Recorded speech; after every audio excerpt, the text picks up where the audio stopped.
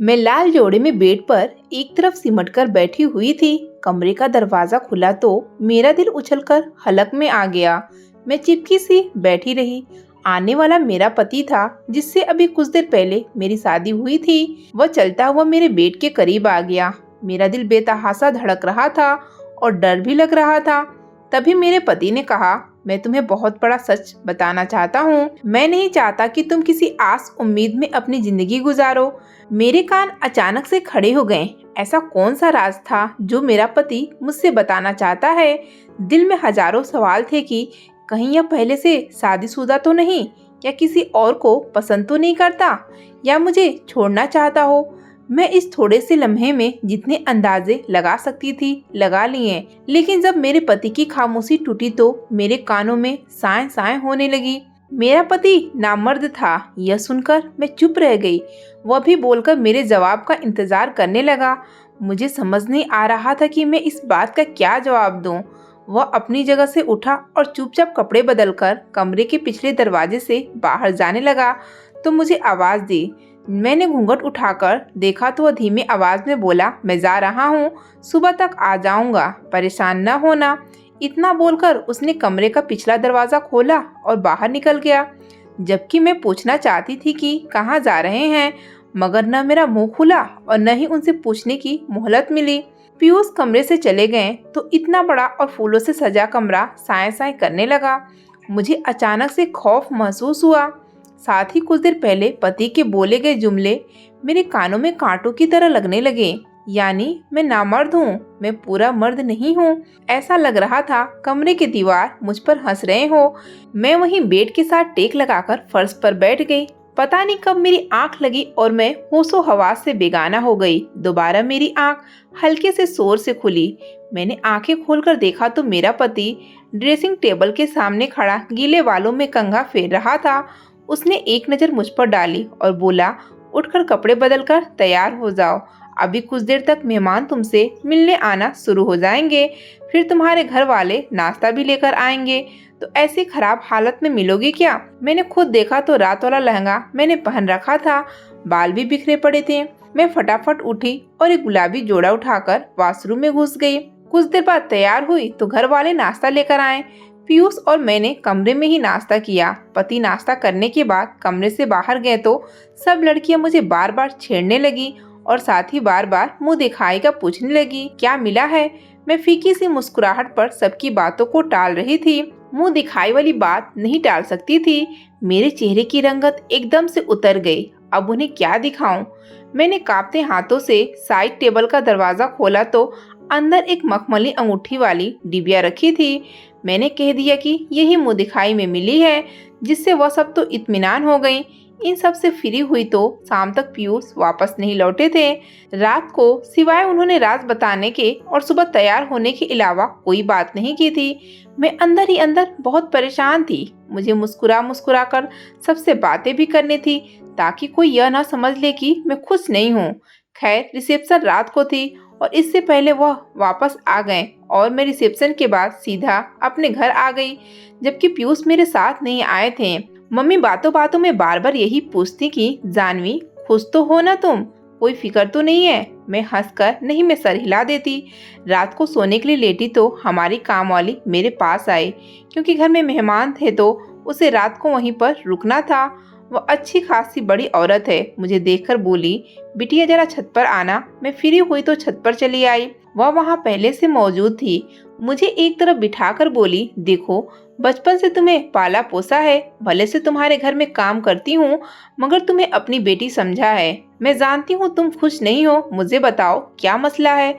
पति ने कोई बात कर दी है? मैं तो उस औरत की बात सुनकर हक्का बक्का थी। मैं अपनी सगी माँ को तसल्ली करवा दी कि मैं अपने घर में बिल्कुल ठीक हूँ, खुश हूँ। फिर इस औरत को कैसे पता चल गया? हालांकि मैंने उसे ज्यादा बात भी नहीं की, बस वही नमस्ते, हाल चाल। मैंने टाल दिया तो वह मुस्कुराकर बोली, ऐसी ही होती है अच्छी बीवियाँ, सदा सुहागन रहो। भगवान तुम्हारे दुख को खत्म करे। अगर फिर भी अपने दिल का बोझ हल्का करना चाहो तो मैं मौजूद हूँ, मेरे पास आ जाना। मैंने इस बात में सर हिला दिया, मगर दिल चाह रहा था फूट फूट कर उस औरत के गले से लग जाऊं और कह दूं आंटी मेरे साथ अच्छा नहीं हुआ, मुझे अधूरे मर्द के साथ ब्याह दिया गया है, मुझे सारी उम्र घुट घुट कर जीना होगा। जो हुआ भगवान की तरफ से हुआ, मगर मेरा तो अपना पति भी मुझ पर ध्यान नहीं देता। उसने एक नजर मुझे उठाकर नहीं देखा। मैं कहाँ जाऊं, किससे अपना दिल हल्का करूं। मैं चुप रही और वह औरत मेरे सर पर प्यार के साथ दुआएं देती हुई वहां से चली गई। मैं वहीं छत पर एक कोने में बैठ गई। खैर थोड़ी देर के बाद नीचे आई। अगले रोज ससुराल वापस आ गई। जैसे ही कमरे में गई तो पति पीछे ही आ गया और बोला मेरा राज किसी को बताया तो नहीं। उसके तेवर बदले हुए लग रहे थे और मुझे उनसे खौफ आ रहा था। मैं चुप रही तो वह सख्ती से बोला मुझे बताओ मेरा राज किसी को बताया तो नहीं। नहीं, मैंने जवाब दिया तो वो सुकून हो गया।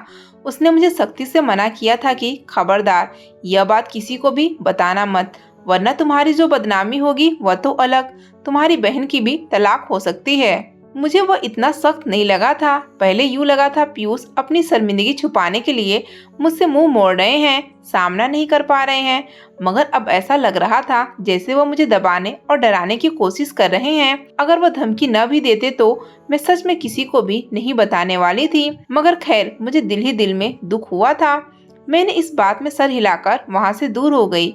रात को मम्मी का फोन आया। उन्होंने थोड़ी सी बात की, फिर काम वाली आंटी को फोन पकड़ा दिया कि वो तुमसे बात करना चाहती हैं, परेशान हो रही है। मैंने बात की तो वो फिर बोली मुझे ऐसा लग रहा है तुम परेशान हो, पता नहीं अभी दोपहर को अचानक मेरे दिल में उठने लगे कि तुम दुखी हो या जरूर कोई बात है। मैं हैरत की गहराइयों के समंदर में डुबकियां खाने लगी। ऐसा कैसे हो सकता है कि मेरी माँ को तो इस बात का एहसास नहीं हुआ, और जब पीयूष मुझे अपनी बहन की तलाक की धमकियां दे रहे थे तब नौकरानी को पता चल गया मैं परेशान हूँ। मुझसे तो बात ही नहीं हो पा रही थी। दिल बहुत भर गया। मैंने जल्दी से कहा आंटी मैं बिल्कुल ठीक हूँ, बाद में बात करती हूँ। फोन रखते ही मेरे दिल की धड़कन बहुत तेज हो गई। ये सब मेरे साथ क्या हो रहा है? एक तरफ मेरा पति है जो मुझे देखना गंवारा नहीं करता, दूसरी तरफ माँ बाप हैं जिन्हें मेरी शक्ल देखकर भी अंदाजा नहीं हुआ कि मैं सुखी नहीं हूँ, और तीसरी तरफ नौकरानी जिसे जब मुझे कोई परेशानी आती है तो फौरन पता चल जाता है। मैं तो अपना सर हाथों में थामकर बिस्तर पर बैठ गई। अभी फोन बंद करके रखा ही था कि पीयूष कमरे में आ गए। उन्होंने शायद मुझे बात करते हुए सुन लिया था। सख्ती से पूछा किसका फोन था। मैंने बौखलाए हुए बताया कि मम्मी का था, और हमारी काम वाली नौकरानी बहुत सालों से हमारे साथ है तो वही परेशान हो रही थी। जल्दी जल्दी मैं सिर्फ इतना ही बता सकी तो पीयूष ने मुझे अजीब सी निगाहों से देखा और बोले क्या बताया फिर अपनी नौकरानी को। मैंने नहीं में सर हिलाया और कमरे से बाहर निकल आई। मुझे कुछ अजीब लग रहा था। जब पीयूष नौकरानी का नाम ले रहे थे तो कुछ था उनके लहजे में जो मैं समझ नहीं पा रही थी। बाहर आई तो मेरी बहन पहले से किचन में मौजूद थी। उसकी शादी को 5 साल हो चुके थे और अब उसी के देवर पीयूष के लिए मेरा रिश्ता आया था। पीयूष सिर्फ 2 भाई ही थे। मैं दीदी को देखकर मुस्कुराई, मगर वह सोच भरी निगाहों से मुझे देखते हुए बोली जानवी खुश हो ना तुम। मैं जल्दी से इस बात में हाँ में सर हिला दी, मगर वो इत्मीनान नहीं लग रही थी। मेरे जरा सा करीब होकर बोली तो पीयूष तुम्हारी शादी की रात कमरे में क्यों नहीं था? मैंने हैरत से अपनी बहन को देखा। उसे कैसे पता चला कि पीयूष कमरे में नहीं थे? कमरा अंदर से बंद था और वह तो बाहर भी पिछले दरवाजे से गए थे। मैं चुप रही तो वो पहले से ज्यादा सपाट लहजे में बोली क्यों नहीं था तुम्हारा पति तुम्हारे कमरे में? मैं चुप रही। फिर वो बोली कि पति की गैर मौजूदगी में कैसे खुश रह सकती हो? अब की मर्तबा मैंने देखा कि कोई सुन तो नहीं रहा, मगर जब वहाँ किसी दूसरे को नहीं देखा तो कहा दीदी प्लीज हमारा मसला है, आप ये बात किसी को न बताइएगा। वह तंजिया अंदाज में हंस दी। मैं चुप रही।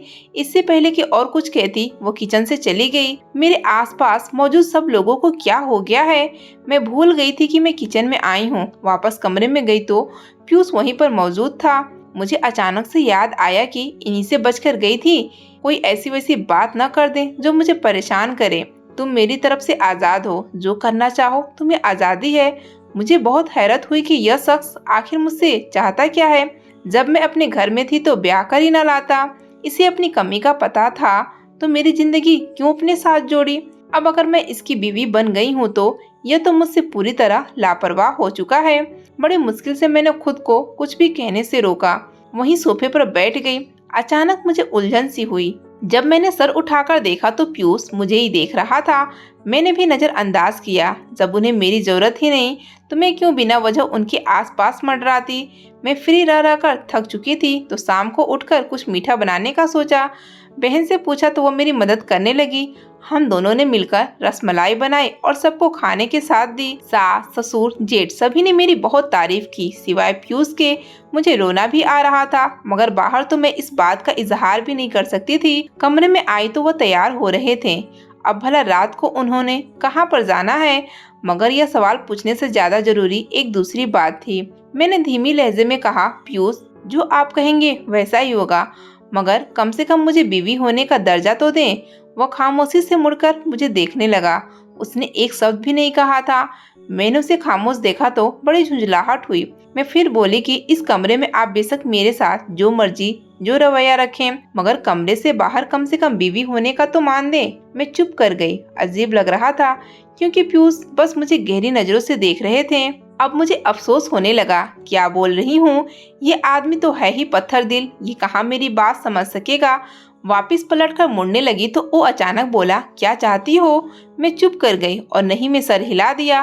वो कहने लगा, जो चाहती हो मुझे बताओ। इस घर में हर शख्स ने मुझसे बात की लेकिन आपने मुझसे कोई बात करने की कोशिश न की। हमारी शादी हुई है, एक मर्तबा भी आपने मुझसे किसी के सामने बात नहीं किया। सब लोगों को लग रहा कि कहीं लड़ाई झगड़ा नहीं हुआ ना हमारे बीच, एक दूसरे से बात भी नहीं करते। बाकी सब बातें एक तरफ, मगर आप मुझे बाहर बीवी की तरह और मैं आपको पति की तरह तो ट्रीट कर सकती हूँ ना। इस तरह से लोगों को भी बात करने का मौका नहीं मिलेगा। वो चुपचाप मेरी बात सुनने के बाद बोला, किसी ने तुमसे कुछ कहा है क्या। मैं चुप रही तो वो फिर बोला, तो मैंने नहीं में सर हिला दिया और बोली, कहा नहीं है मगर महसूस सभी ने किया है। दीदी ने भी। अचानक से मुझे एहसास हुआ कि मैं क्या कहने वाली हूँ तो फौरन से जुबान दांतों तले दबा ली, मगर यह जुमला पीयूष के कानों में पड़ चुका था। वह सवालिया निगाहों से मुझे देखते हुए बोला, क्या कहा भाभी ने। मैं चुप रही। वापस जाने लगी तो उसने रोक लिया और कहा, मुझे बताओ उन्होंने क्या कहा। मजबूरन मुझे बताना पड़ा कि वो जानती हैं कि शादी वाली रात आप बाहर थे, बस इसी बात के बारे में पूछ रही थी। वह गहरी सांस लेकर रह गया। मैंने डरते डरते उसके चेहरे की तरफ देखा तो वहाँ पर एक मुस्कुराहट सी थी।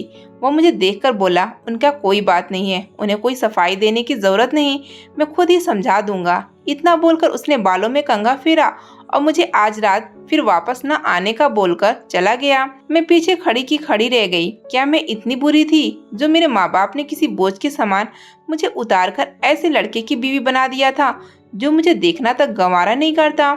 मैं वहीं बैठ गई। आंखों से खुद आंसू बहने लगे जिन्हें मैं बेदर्दी से साफ करती जा रही थी। मैं बहुत गम में थी। अगर मेरी पिछली जिंदगी को देखा जाता तो अब की जिंदगी का मैं सोच भी नहीं सकती थी। मैं हमेशा अपनी क्लास की टॉपर रही थी। सिर्फ इतना ही नहीं बल्कि यूनिवर्सिटी में 4 गोल्ड मेडल लिए थे। अच्छी जगह पर नौकरी कर रही थी। बहुत सी जगहों से मेरे लिए रिश्ते आए मगर कोई भी मुझे पसंद नहीं आता था, बल्कि कोई भी मेरे पसंद पर खरा नहीं उतरता। और ऐसा क्यों था, इस वजह से तो मैं खुद ही अनजान थी। मम्मी पापा समझा समझा कर थक गए कि जानवी एक न एक दिन तो शादी करनी है ना, बहुत अच्छे रिश्ते आए हैं, उनमें से किसी के लिए हाँ कर दो।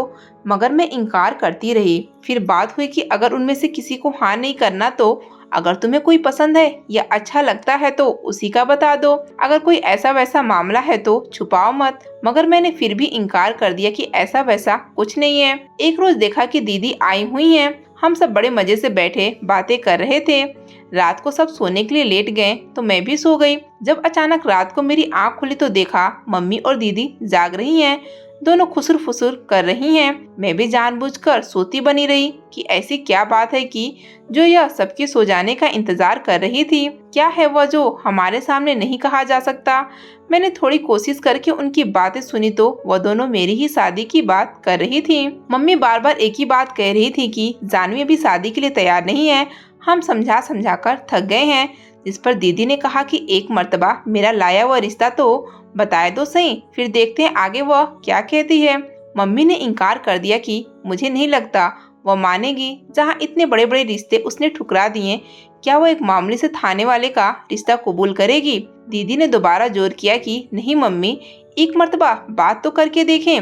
मुझे मेरे ससुराल वालों ने इसीलिए भेजा है ताकि मैं आप लोगों की मर्जी जान सकूं। आप मुझे कोई एक जवाब दें। आप हाँ करेंगी या ना करेंगी मुझे कबूल होगा, मगर एक मर्तबा पापा और जानवी से बात तो करके देखें। मम्मी बार बार टाल रही थी, जिस पर दीदी अपने देवर की खूबियाँ गिनवाने लगी। बेशक वो एक थानेदार है, लेकिन कम नहीं कमाता था।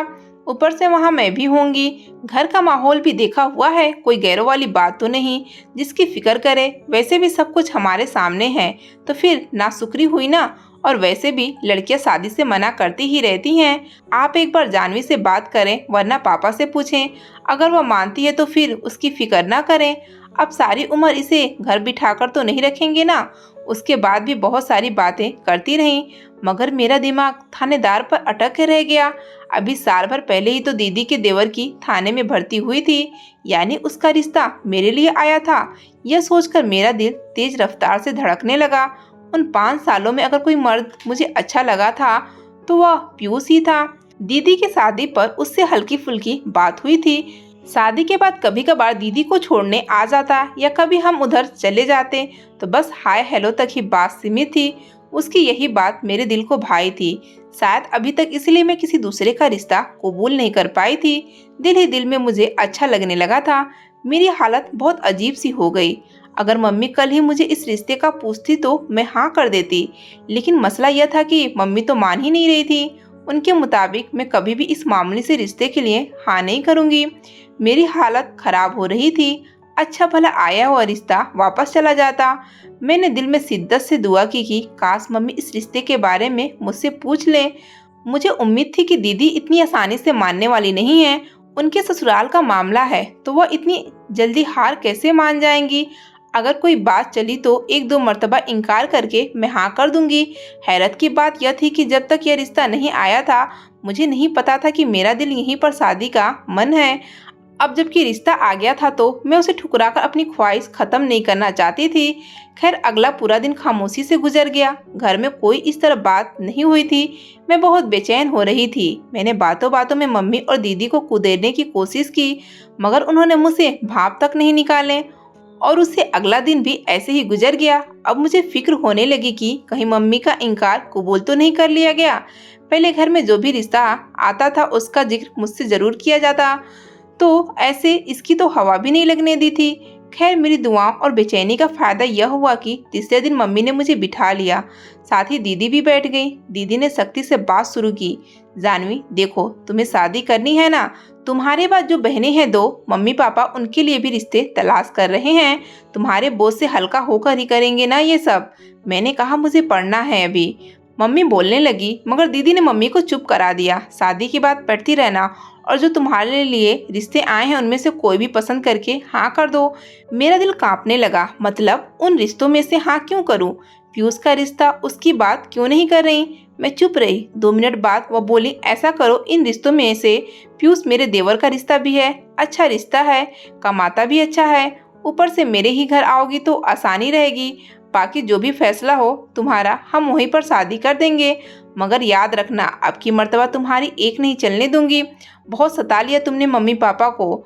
मैंने रोनी सूरत बना ली, मगर अपनी रजामंदी से कह दिया कि मेरी शादी वहाँ पर करें जहाँ मुझे पढ़ने की इजाज़त दी जाए। दीदी फटाफट बोली, इसकी फिक्र ना करो, पीयूष तुम्हें पढ़ने से नहीं रोकेगा। मम्मी ने थोड़ी आनाकानी की, मगर मैं जानती थी दीदी में मनवाने का हुनर मौजूद है। वो किसी न किसी तरह मम्मी को राजी कर ही लेंगी।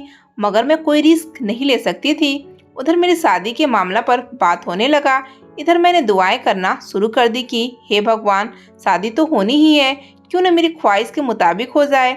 मगर भला हो दीदी का, वो वैसे ही ससुराल वापस चली गई। कोई भी बात नहीं हुई। उधर मैं सूली पर लटकी थी कि शादी के लिए हाँ तो कर दी, अगर वहाँ रिश्ता न हुआ तो क्या बनेगा। खैर 1 हफ्ते की लगातार परेशानी के बाद जो नतीजा सामने आया वह सचमुच चौंका देने वाला था। उस रोज मेरी अपनी दुआओं पर यकीन बढ़ गया था। मम्मी पापा ने बाकी ऊंचे रिश्तों के बजाय पीयूष के रिश्ते को ही अहमियत दी थी। मैं बाहर से तो रूठी रूठी थी कि मेरे साथ अच्छा नहीं कर रहे हैं, मगर अंदर ही अंदर बहुत खुश थी। मेरी सारी टेंशन खत्म हो चुकी थी। अगर पीयूष मुझे शादी की बात पढ़ने की इजाजत न भी देते तो चल जाता, क्योंकि मेरी यह ख्वाहिश तो पूरी हो ही गई थी। उस सब के बाद मुझे पता नहीं चला कि बाकी मामलात कैसे तय हुए, क्योंकि 6 माह के अंदर ही अंदर मेरी पीयूष से शादी हो चुकी थी। शादी की रात मैं खुद को इस दुनिया की खुशकिस्मत औरत समझ रही थी, जिसकी ख्वाहिश बगैर किसी तमाशे और इज्जत को दांव पर लगाए पूरी हो चुकी थी। मगर शादी वाली रात जो मेरे साथ हुआ वो बहुत बुरा था। मैं जैसे आसमान से सीधा जमीन पर पटक दी गई थी। जिंदगी इतनी भयानक भी होती है, यह बात मुझे पहले नहीं पता था, मगर मैं सोच चुकी थी ख्वाहिश इतनी आसानी से थोड़ी पूरी होती है, कुछ न कुछ तो खामियाजा भुगतना ही पड़ता है। मैं पीयूष के साथ हर हालत में गुजारा करने को तैयार थी।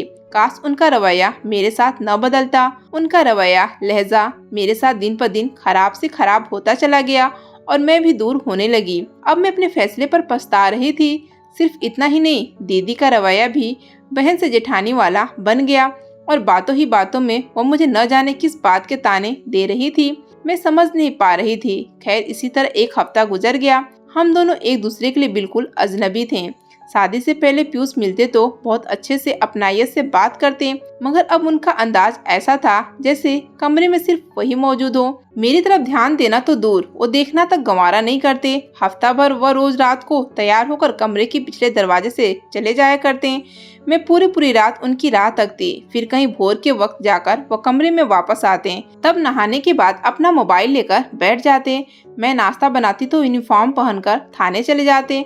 उन दिनों में बहुत ज्यादा जहनी दबाव में थी। बात बात पर रोना आता। उस दिन के बाद दीदी ने भी खुलकर मुझसे कोई बात नहीं की। बस वो मेरे साथ खींची खींची सी रहती। मैं कोई बात करती तो बहुत मुश्किल से जवाब देती। अलबत्ता सास का रवैया अच्छा था। ससुर भी ख्याल रखते तो मैं सारा वक्त सास की सेवा में लगी रहती। वो अक्सर यही कहा करती कि तुम्हारी बड़ी बहन को ब्याह कर लाए तो हम सुख में थे, मगर जब तुम्हें ब्याह कर लाए हैं तो यकीन जानो जैसे स्वर्ग में आ गए। बहुत अच्छी हो तुम। उनकी तारीफ पर मैं मुस्कुरा देती, मगर औरत का पेट हमेशा पति की तारीफ और तवज्जो से ही भरता है, और दूसरा चाहे जितनी मर्जी सुख दे ले। हफ्ते बाद पीयूष ने मुझसे बात की और कहा कि भाभी बता रही थी कि तुम आगे पढ़ना चाहती हो। मैं उन्हें देखकर दंग रह गई और अफसोस से सर झटका। उन्हें मेरे पढ़ने की फिक्र है। मैं चुप रही। वो पहले मुझे देखते रहे, फिर नरमी से बोले, जवाब नहीं दिया तुमने, बताओ आगे पढ़ने का इरादा है?